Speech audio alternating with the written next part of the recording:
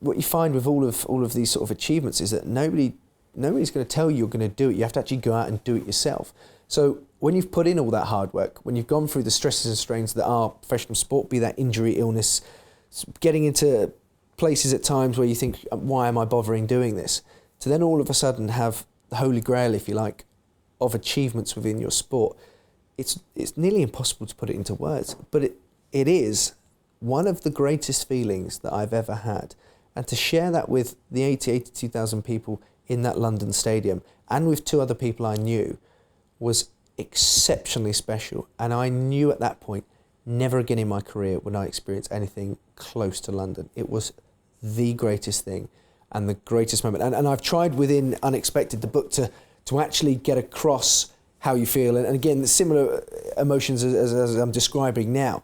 And the lead up to how I got there, and then obviously what transpired subsequently after that.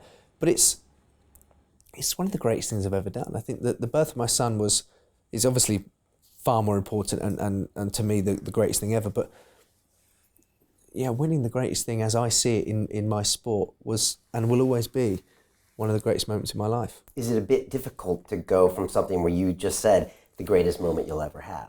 I mean, to know that it would be very hard to top that.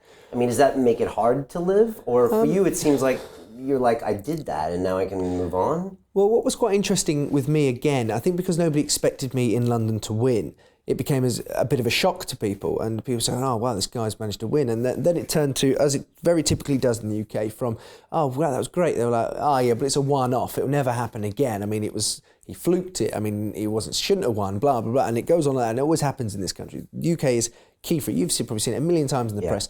A great sporting icon has one bad competition, all of a sudden they're terrible. Andy Murray has a child, and all of a sudden he goes on, oh, now he's had a child who'll never win anything again. You sort of go, no, he must be tired.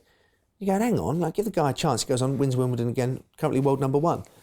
The media will turn on you very quickly, and that's what I found as well. And I had to sort of go back to it and go, do you know what, I want to prove people wrong. The thing that I think I'd been trying to do my entire life from a young age is prove people wrong about me.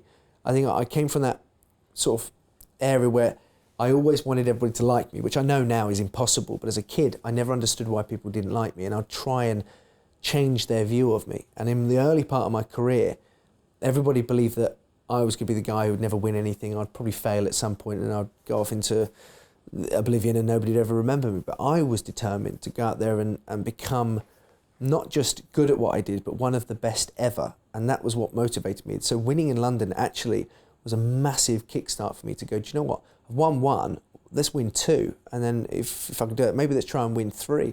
And let's win as many major championships as I possibly can. So my name becomes synonymous with the event of long jump in Great Britain. And that's how I wanted and dreamt for my career to finish. When it does finish, probably within the next few years, maybe after the next Olympics. Continue watching this fascinating conversation for free by clicking on the link below to visit our website, learn from the best minds in the world, and connect with a community of passionate people building the best versions of themselves. Just click on the link below, and I'll see you on the inside.